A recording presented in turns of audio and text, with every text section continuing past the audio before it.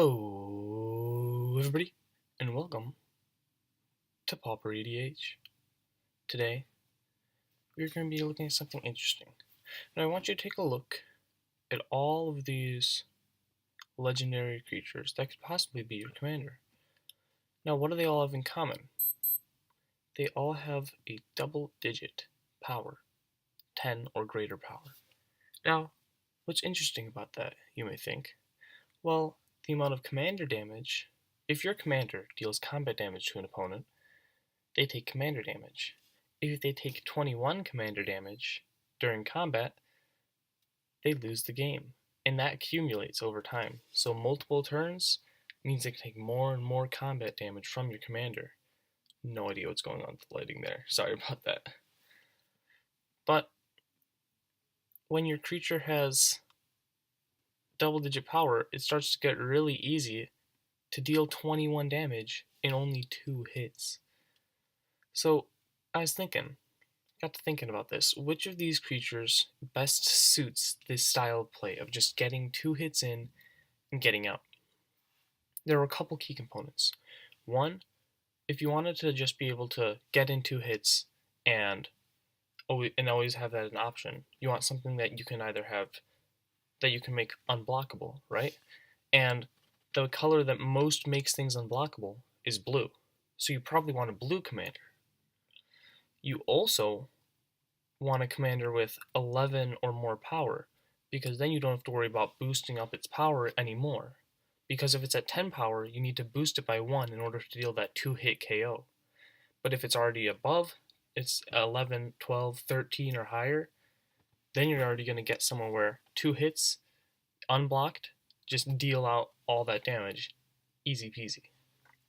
So that got me to thinking, what is the best suited out of this list of commanders?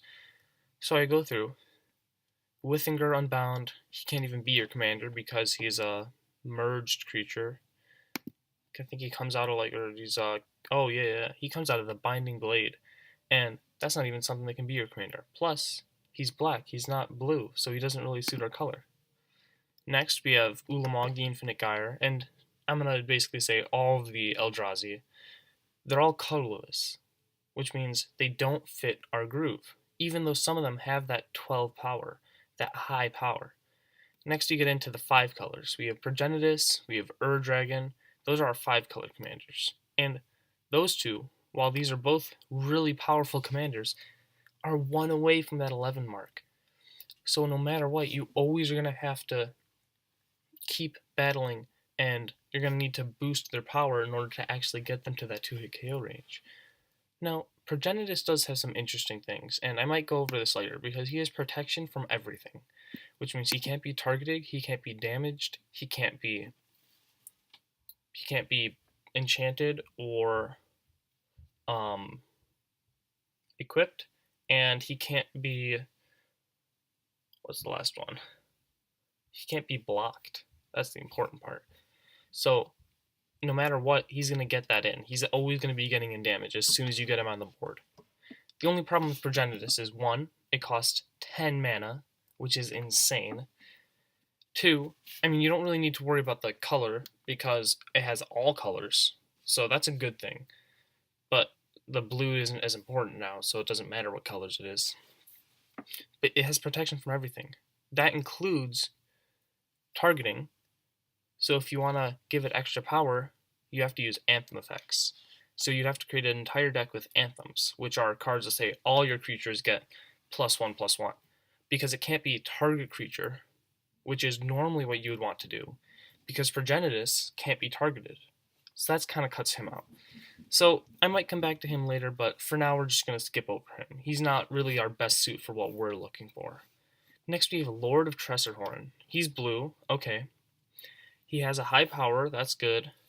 He's not too spread out color-wise, so you can get a lot of those unblockable effects in there.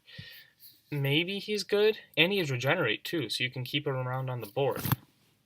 But then you realize, when he enters the battlefield, you lose 2 life, sacrifice 2 creatures, and an opponent draws 2 cards. Now, the last one isn't that bad, but sacrificing 2 creatures is the real big kicker here. And I don't mean a kicker additional not that kind of kicker. I mean, just like, this is a really bad effect. And losing 2 life isn't that bad. Drawing 2 cards, making someone draw 2 cards, it isn't that bad, because this is multiplayer, and 2 life out of 40 is basically nothing. But sacrificing 2 creatures, that means you need to have 2 other creatures on the board when Lord of Tressorhorn comes in.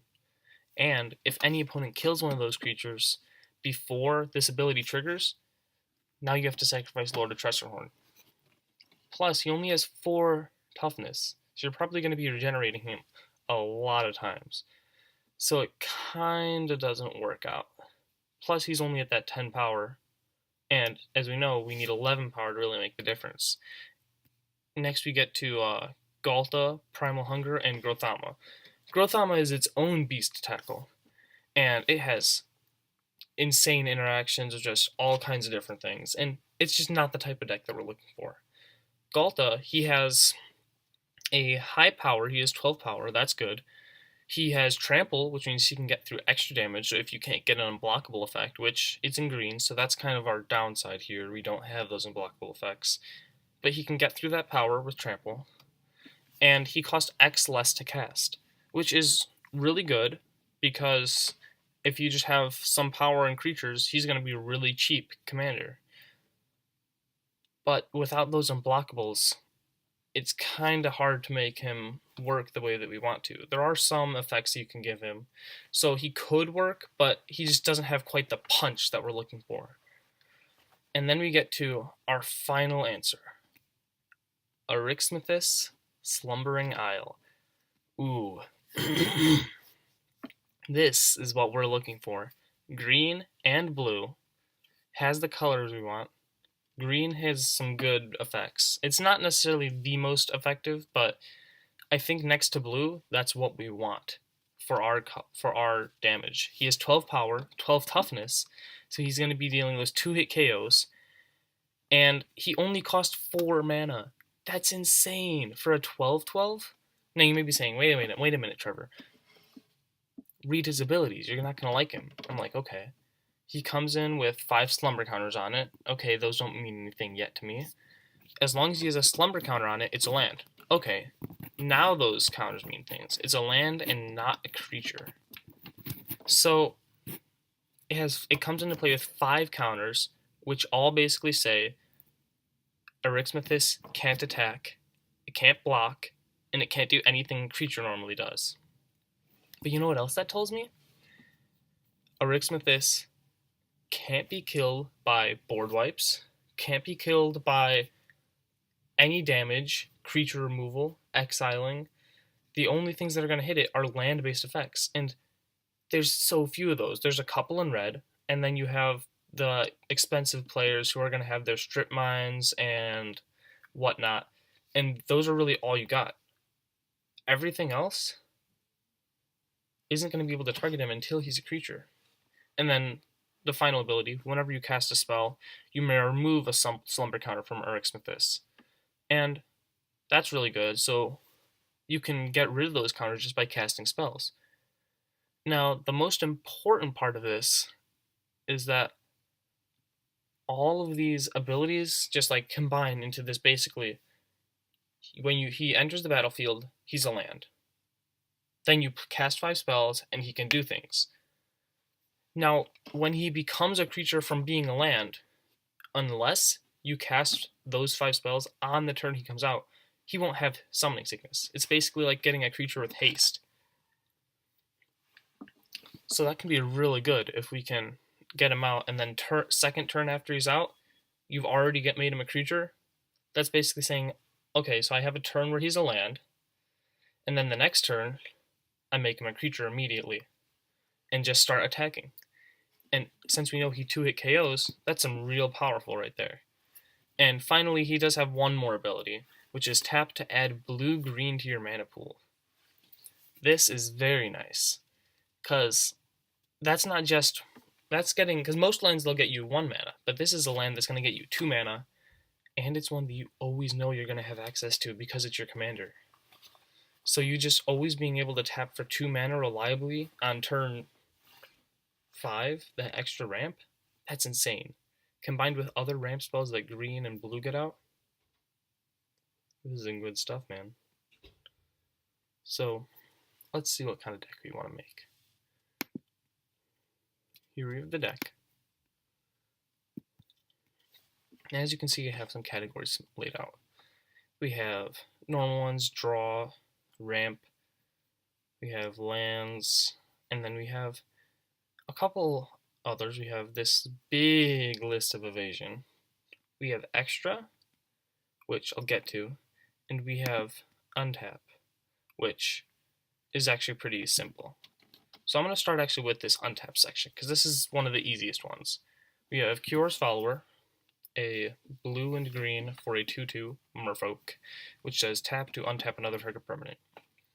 Now, why is this important? Because normally what you can do this on is maybe you do it on a land or a creature with a cool ability, but if you do it on a land, you're tapping a creature to get 1 mana, right?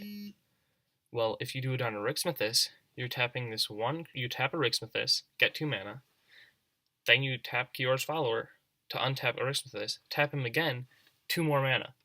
4 mana just from these 2 creatures here. And one of them's not even a creature yet, so it doesn't even matter. So you can't be hit by things. So that's the important part about having these untaps, especially since Arixmethes enters tapped. So he needs to be, if you want to use him to tap for mana turn 1, he can, because he's not a creature, he doesn't have summoning sickness, but you have to make sure that you have the ability to untap him. So that's why we have these 4. We have Croson Restorer, 2 into green for a 1/2, tap to untap target land. Or Threshold, so if you have 7 or more cards in your graveyard, you can tap to untap 3 target lands. That's really powerful.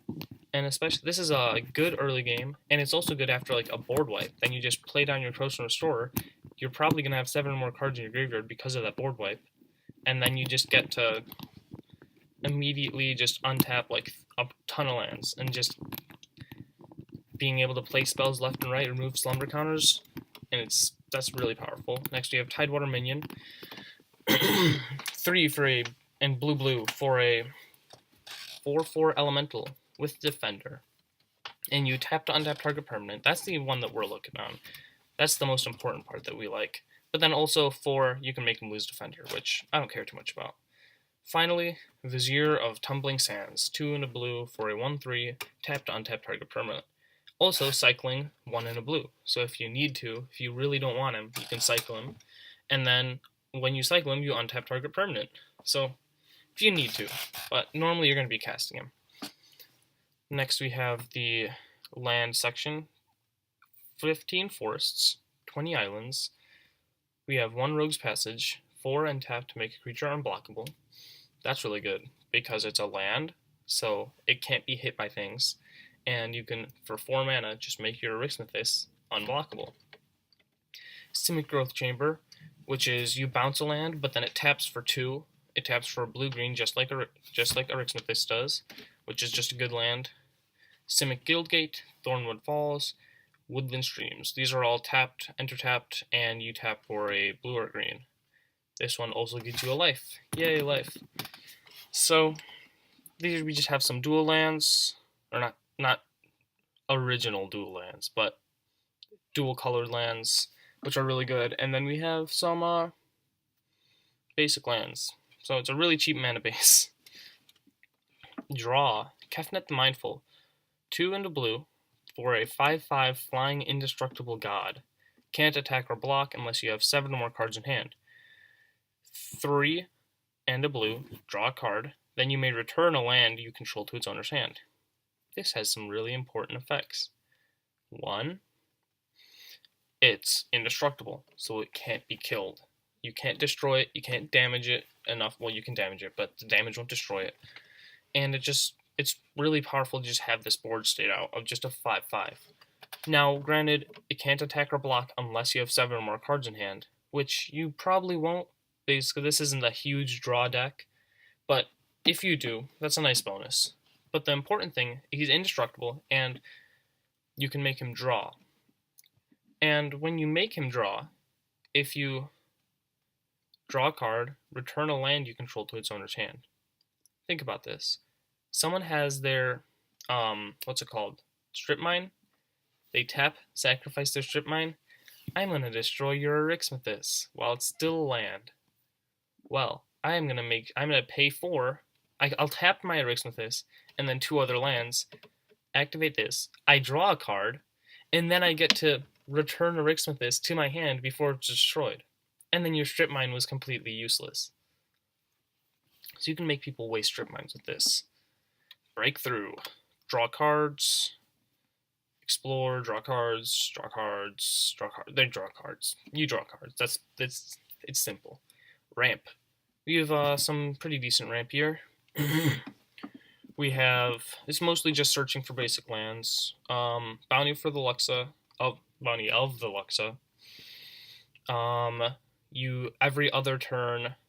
Every other of your turns, you get to add 3 mana to your mana pool. That's basically what it is. And then all of the turns you don't add mana, you draw a card. So it's also card draw. I didn't realize that one.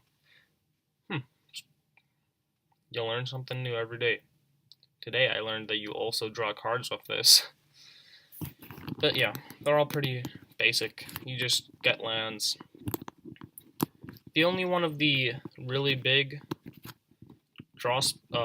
ramp cards that we have that are put in like every green deck is Rampant Growth. All the other ones are more than 25 cents. None of them are more than like a couple dollars, but they're all more than 25 cents. And maybe the lighting is so bad right now, and I don't know. It's just like flickering in and out and in and out. Hey, you good? I think we're good. Okay, now we're gonna get into the second most important category, evasion. Well, arguably the most important. It depends. So Arixmethes is an evasion general. He is made to be Voltron, but without needing a lot of equipment. That's kind of weird, because Voltron is normally equip a bunch of things, a bunch of artifacts, sometimes a couple enchantments, and swing. Now, there's a couple enchantments in here, a couple artifacts that you can equip, but it's mainly sorceries, instants, and then like a couple creatures. And the goal isn't to increase its power or make it really big so that way it can just swing in for tons of damage, because that's normally what the commanders do. Think about it. Voltron, you want to make its power at least like 7 or 8. That's what people are trying to do most of the time. You go to 7 or you go to 11, because those are the magic numbers. At 7, 3 hits deals 21 damage. At 11, 2 hits deals 21 damage. Well, deals 22 damage, but it's enough. The next big landmark that Arixmethes would need to meet is 21 damage. You want Arixmethes to deal 21 damage? We're not going to be increasing its power by 9 easily whatsoever. So I decided there's a much easier route. Instead of trying to make this power insane, you just need to get him through twice. It's that simple. So now that we don't have to focus our resources on increasing power, we can allocate all of them to these evasion spells. And that's why there's so many. Because the main goal of this deck is you want to get out these cards, play cards, make him a creature, and swing. And if you can swing as unblockable, that's 12 damage, guaranteed. First, let's go with our equipment. Executioner's Hood. 2 and equip 2. He has Intimidate. Can't be blocked by artifact creatures or creatures that share color, which in this case, blue and green. Now, odds are you're going to have players, probably 2, maybe 1, at your table that have blue or green creatures to block it with.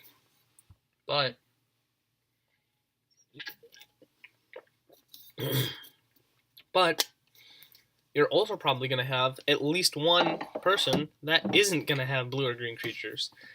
So a 4 mana kill someone in 2 turns is pretty good. Especially since if you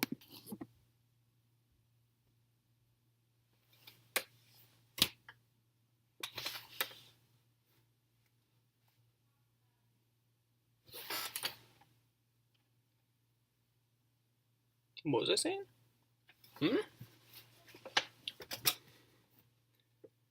Four mana, kill someone. It's good. Hot Soup. Pay 1, equip 3, can't be blocked. Power. 4 mana, kill everyone in 6 turns. But the only downside is, when a crypt creature is dealt damage, destroy it. If it's unblockable, and we're not blocking with it, since it's always going to be tapped, we don't worry about it being dealt damage. The only way it'll be dealt damage is through pingers, which aren't, frankly, they're just not used very much, or something like a red spell.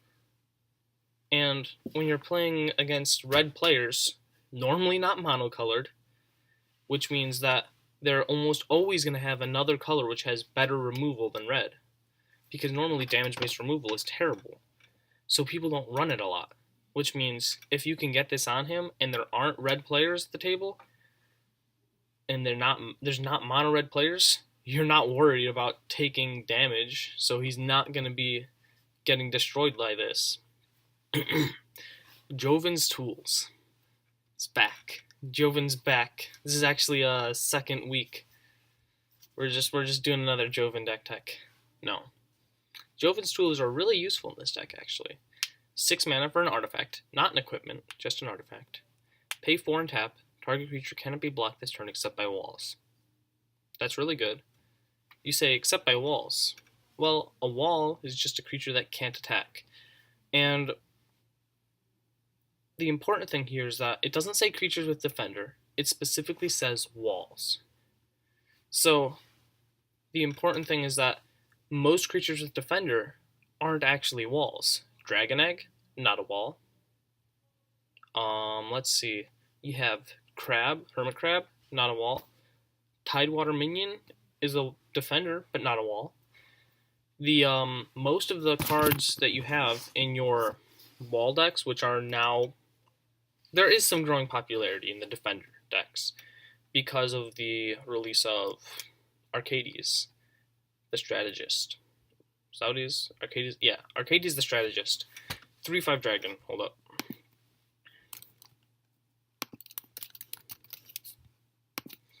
There are, because of this guy, there are a lot more wall decks. This is his text. Creatures with defender, he draws cards and stuff. He's powerful. And the important thing is that, though, a lot of those defenders aren't walls, so they can't block when you use Joven's Tools. And if there's one person with a wall deck, that's still 2 people you can kill.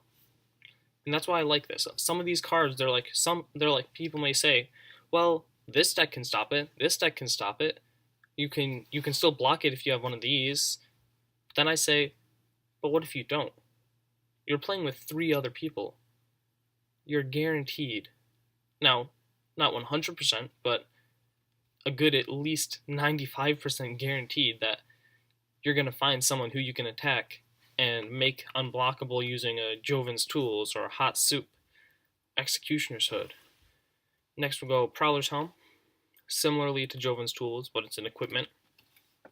Trailblazer's Boots, non-basic landwalk. I like this one a lot. This one costs a little more than 25 cents, but that's fine. Now, why is non-basic landwalk important? Because this is Commander. And if you know anything about Commander, you should know that non-basic lands are key to the format. Key. I thought I could make a good key with my hand, but I don't know, like this. Like, you straighten it out. Key. Nope, that's not gonna work. It's key. Ignore the visual. Don't need a visual. Because non-basic lands will be in every single game you play on every single player. Which means this is just unblockable. Whisper Silk Cloak. Can't be blocked and has Shroud. Shroud is nice. Can't be blocked is nice. Both of those are very nice. I like this a lot. Suspicious Bookcase. It's a creature. Pay 3 and tap. Make him unblockable. Amphin Pathmage. Pay 2 and a blue. Make him unblockable. Bellowing Tangleworm. Intimidate, which is the same thing we talked about with Executioner's Hood. And that's green creatures you control have Intimidate, and Arixmethes is a green. Cephalid Pathmage. Tap. Make him unblockable. Coral Helm Guide. Pay 4 and a blue, make them unblockable. Deep Channel Mentor. Blue creatures just are unblockable, so unblockable. Where are we? Deep Fathom Skulker. Pay 3 and a colorless. Make them unblockable. Next. And this isn't very often that you get colorless mana, because I just realized this. This is our only colorless mana producer in the entire deck. So, more often than not, actually, now that I think about it, you should probably take this out, because you're not going to get colorless mana, because this is your only thing that produces colorless mana. And while the 3 can be paid by with anything, the Stymond, which is the colorless mana, has to be paid by specifically with colorless. So, probably not the best. But he still has a good ability that whenever a creature you control deals combat damage, which we plan to a lot, you draw a card. So, I like that one. It's, might want to switch him out, just add in another basic land or something. But, it's up to you. Departed Deckhand. Pay 3 into blue. Creature can't be blocked except by spirits. People don't run spirits. There's very few decent spirits. Now he does have, whenever he becomes the target of a spell, sacrifice him. That's but he's still pretty good. He's just because there's not, if they are going to use a targeted spell, they're probably not going to use it on your 2-drop. And if they do, then good for them. Let them waste their target spells, their targeted removal on a 2-drop. Gladly. Ethereal Usher. Pay 1 and tap. Creature is unblockable. When he enters the battlefield, creature is unblockable. Aether Tunnel is we're now in the enchantments. 1 and a blue, enchant creature, +1/+0 and unblockable. Pay 1, and creature's unblockable. And whenever he attacks, scry 1. That's good. That's good. Scrying is good. Canopy Cover. Can't be blocked except by creatures with flying and reach. And it can't be the target of spells or abilities your opponents control, which is hexproof, which is really good. If they can't remove it, they can't use targeted removal on Arixmethes.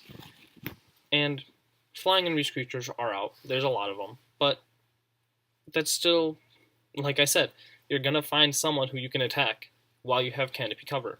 Cloak of Mists, 1 in a blue, unblockable. Infiltrator's Mage Mark, 2 in a blue. All enchanted creatures get +1/+1 and can't be blocked except by creatures with Defender. Not quite as good as the can't be blocked except by walls, but similar concept. Invisibility, 2 blue, can't be blocked except by walls. Protective Bubble, 3 in a blue, unblockable, and Shroud. Really good. Shimmering Wings, flying. That's not quite unblockable, but unless the creatures have flying and reach, they can't block it, which is basically Canopy Cover. Also, pay 1, return Shimmering Wings to its owner's hand. That's really good, because it means if someone decides to kill your Arixmethes, you pay 1, get this back, so the next time you cast him, you have something to equip to make it unblockable. Treetop Racers, can't be blocked except by creatures with flying. Tricks of the Trade, +2 and unblockable. Infiltrate, unblockable. Instance. This is an instant. Only happens for 1 turn, but it's cheap and just a good effect. Unblockable for 1. Unblockable for 1. Let's be real. Creatures of Shadow are not played. This just says unblockable and draw a card. Veil of Secrecy. Unblockable and Shroud. Rogue's Passage. We already talked about that. Sorceries. Artful Dodge. 1. Unblockable. And Flashback. You can cast it again. Unblockable. 1. Distortion Strike, unblockable. Also, Rebound. Your next turn, it automatically casts. Unblockable. Open into Wonder. +2 and X, which is probably just 1, really. Whenever this creature deals damage to a player, draw a card. Unblockable, and draw a card. Slip Through Space, unblockable. Draw a card. And Tigem Strike. +2/+0, unblockable. And Rebound again. It casts at the beginning of your next turn for free. The final category, Extra. Now you may be wondering, what exactly is Extra? And why there's so few of it? Well, this is an effect that is normally expensive, both in the cost of the cards to cast them. They cost like 7 mana, 6 mana at least. But it's also an effect that tend to be pricey cards. If I could get more in here, I probably would. And this extra is for extra turns. Temporal Sundering. 4 and 2 blue. You may only cast a legendary sorcery if you control a legendary creature or planeswalker. Target player takes an extra turn after this one. Return a non-land permanent to its owner's hand. And then exile Temporal Sundering. Karn's Temporal Sundering. Beacon of Tomorrow. 6 and 2 blue. Target player takes an extra turn after this one. Shuffle Beacon of Tomorrows into its owner's library. Part the Water Veil. 4 and 2 blue. Take an extra turn after this one. Exile Part the Water Veil. Awaken, which is you make one of your lands into a creature. Think about that. That's not very useful. It's possible that you could do some tricky stuff by making him a creature, but you would also have to you would have to get some of this extra power stuff on him, and that's not really the goal of the deck, so... Oh, wait. Hold up. That's actually really good. Think about it this way. 6/1/1 counters on a target land. It becomes a 0/0 elemental creature with haste. Does it lose it? I'm actually interested, because this is a complicated card. Awaken normally is cast on a land, but most lands don't become creatures. So what I want to find out is, do those counters stick after he becomes a creature, and can he become a creature? If you cast this, does it remove a slumber counter, adds 6 counters, is he still able to become a 12/12? If he is, then you can hit him with Part of the Water Veil, attack with him for 6 damage, and then next time it's 18 damage, which is 24. They die. It's interesting. It's interesting to note. You know, I really want to think about this, because it's possible that Part the Water Veil is another way to get an extra Tuco without needing to make him a creature for the first hit. It's interesting. But that's not the main reason we have these. We'll ignore the semantics of awakening a land that's also a creature anyways, kind of. But taking an extra turn, why is this important? Well, think about it. You pay 1 to make something unblockable, or it's equipped to make it unblockable. You pay 6, 8, 6, one of these, get an extra turn. Now, you attack with Arixmethes, deal 12 damage. That person is now 12 health less, 12 commander damage in, not dead yet, and very angry at you. What's the problem? Well, you're probably going to die very soon. They're going to remove your Arixmethes on your next turn. So it's going to be very hard for you to get in a second hit, unless you have your next turn immediately after that. So what do? You deal 12 damage, take an extra turn, deal 12 damage again, and they die. So that's what these are for. You have 1 for each opponent, but let's say you don't need these. They're not necessary. But if you have the opportunity to cast one, that's just straight up power. That basically says, unless you have an instant speed, stop me from killing you, you're dead. And it's really powerful to just say, I kill this person out of the game for 6 mana, for 8 mana. Destroy target player. That's a powerful effect. So, that's the deck. And now it's time to get into the price. This is slightly more expensive than the other deck, the Joven deck. It costs $25.05. And you may be thinking, Trevor, you said all the decks were going to cost between $15 and $25. This is only the second episode, and you're already above that price range. And I said, to you, wait. Don't forget, I say that these decks were going to be $15 to $25, not including the commander. because we want to be able to play with any commander we want, right? And we can't just limit ourselves to the commanders that are super cheap. You want to be able to have fun with any crazy commander you want. Now, the rest of the deck is going to be cheap, but the commander, I didn't necessarily say so. Now I'm going to show you something. Card Kingdom. Arixmethes, Slumbering Isle. $6.49. That's expensive, and it's not available in any condition other than near mint since it's such a new card. So, if you go back here, you'll realize Arixmethes is in this deck list. But if I take him out, the entire deck will cost under $20. Compare that to the Joven deck. And